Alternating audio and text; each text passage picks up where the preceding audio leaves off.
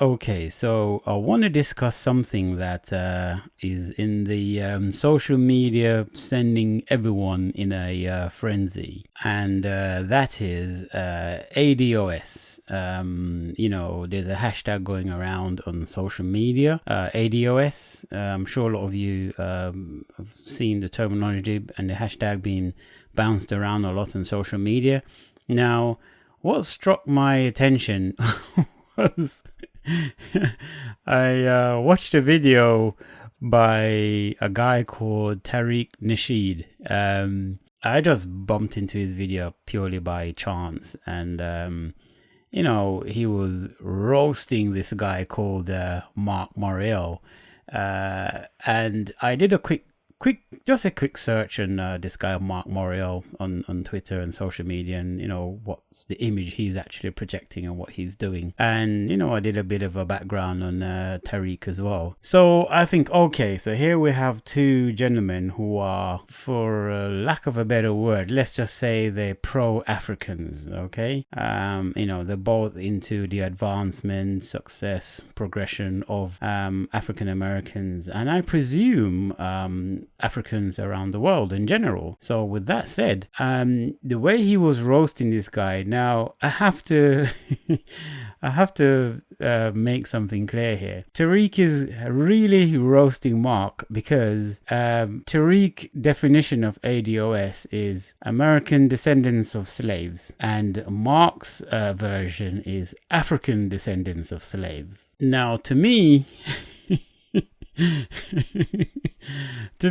it doesn't really matter. I mean, to be honest with you, if we want to split hairs, which is what Tariq seems to be doing, Tariq Nasheed, if he wants to split hairs, then I would say logically, African descendants of slaves is a much more accurate terminology to use than American descendants of slaves. Because when you look at it, you're talking about descendants of Africans who were slaves in America, correct? So what's the difference in that sense? I mean, yes, it can be applied, internationally, as because, slavery for Africans was a worldwide phenomenon. It wasn't just unique to African Americans only. It was this sort of horrid practice took place in, slavery, went on for some 4.5 centuries, and enslaved some, according to records, those who were honest enough to keep honest records, and that sounds oxymoron, honest, because honest and slavery don't go together, but bear with me, those slave owners who bothered to record anything if at all, the figure comes out at over, or should I say roundabout, 750 million slaves were, enslaved over a 4.5 century. That is a feat. Now, we're not taking in consideration those slaves who they were thrown overboard from the slave ships, those who were killed off because there would be no compensation from the insurance companies being paid out to them.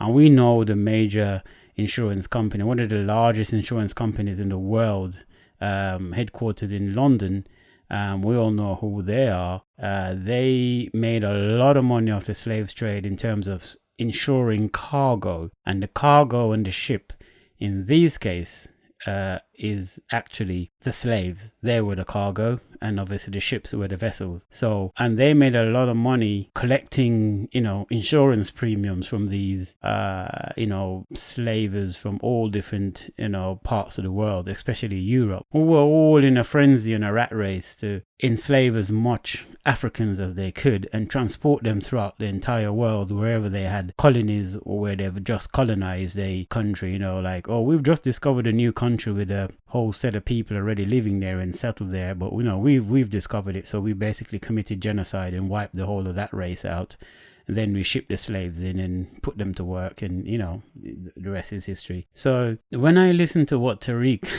was roasting Marc about, and I must admit, I don't know either of these guys, never met either of them, never seen them in real life, never spoken to them, never exchanged any social media commentary or anything with either of them. So I'm not biased one way or the other. I don't really follow politics too much because politics in itself is biased. So, but I'm just going purely on the definition, and the reason why Tariq was really going in on this guy about, you need to, it's not African descendants of slaves, it's American descendants of slaves.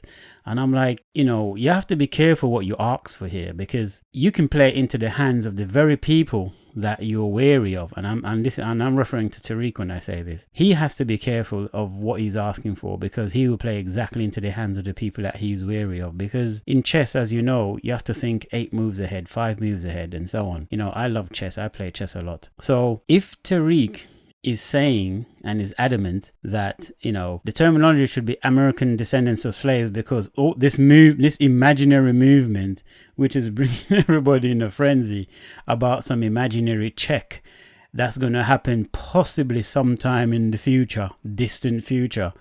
I mean,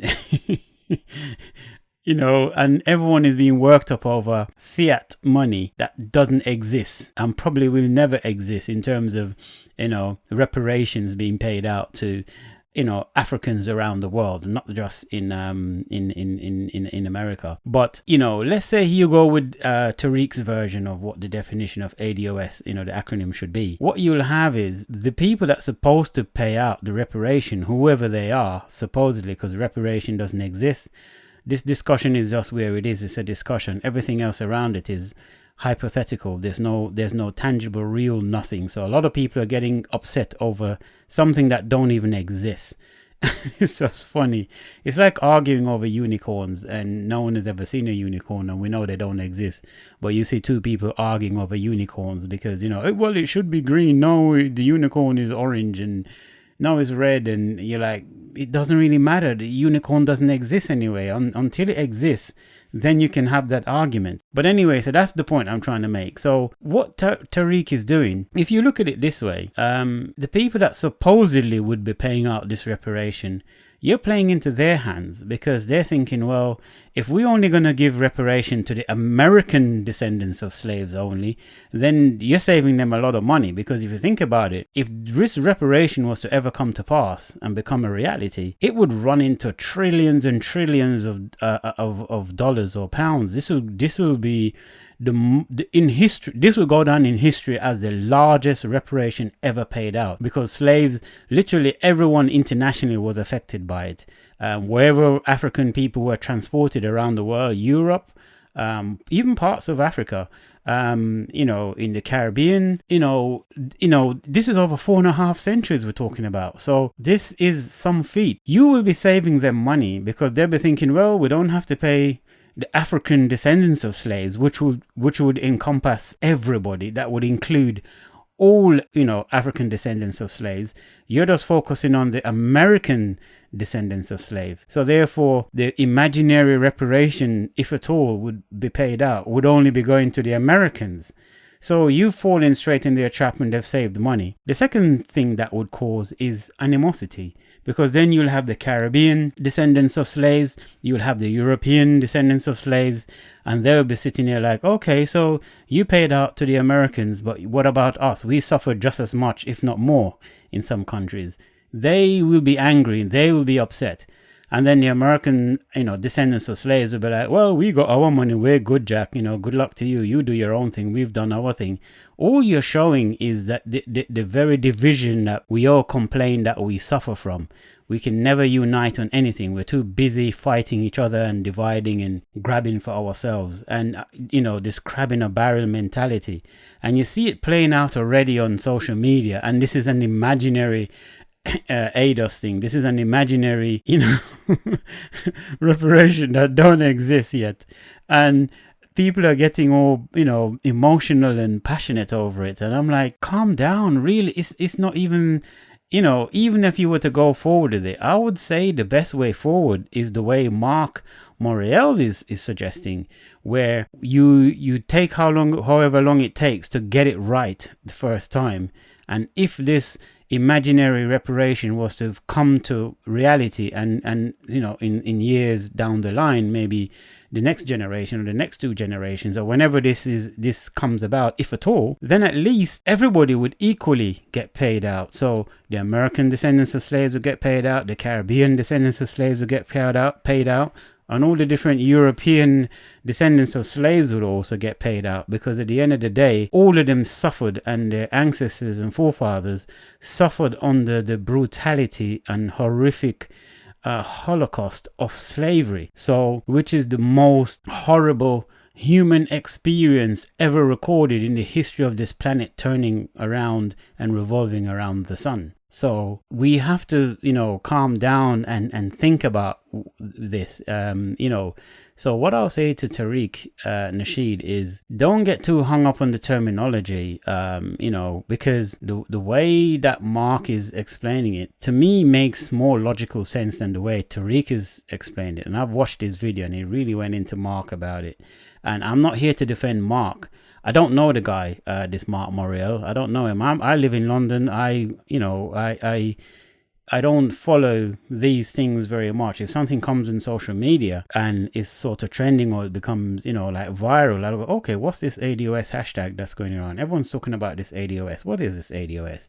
Then I'll look into it. And that's when I came across this video with Tariq. And then from Tariq's video, I went on to start to look at the stuff that Marc Morial is doing, because I'm thinking, well, the way Tariq is roasting Marc, I need to find out who is this monster. And I don't know if he's a monster. I don't know him. Maybe he is. I don't know. Tariq seems to know more about this Marc Morial than I do. So in that case, I'll leave that more to him than to me.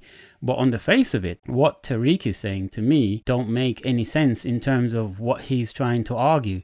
To me, that's pigeonholing yourself, and you're setting yourself up to fail if this imaginary illusionary thing was ever to come to fruition, because you're playing right into the hands of the very people which would fight tooth and nail, all the way up to this imaginary money ever come into reality. I don't think they're just going to roll over and say, right, okay, here's a blank check. How much do you want? It's not going to be that way. They're going to argue tax and budget and, this is a recession and, the stock market. And they're going to throw all kind of spanners in the works to do it. And when they finally get over all those hurdles, they'll say, well, you told us, how many trillions how about then the negotiation process is going to start. And then that's another trick to delay. A bit like how lawyers, can tie people up in litigations for years just to drain them dry financially, and then they have to throw the case out because they just run out of money to fight anymore in the courts of law. So it's the same thing. They will just be tying up this thing and dragging it on. You see them do it all the time in politics,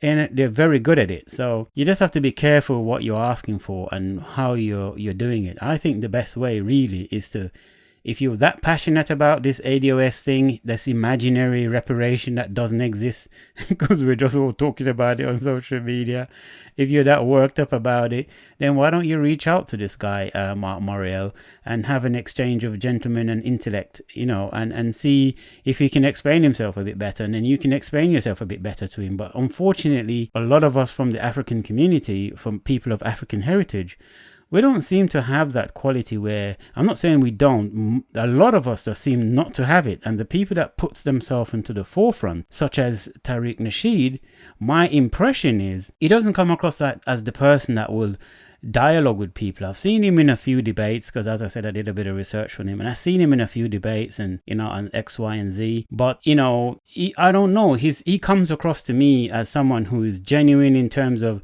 I think his heart is in the right place, definitely is in the right place.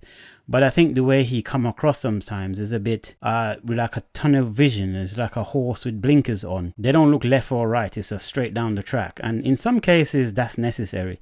But when you're in a debate, you're in a debate for 2 reasons only. And when I debate somebody, I only debate someone for 2 reasons. One, there's something for me to learn from the debate. I'm not going to debate with somebody if I go away and I don't learn anything. So if I debate you, I push you, and I bring out the best of you, I'm going to learn something from that debate, because I'm going to go away thinking, oh, I didn't know that. I've learned something there.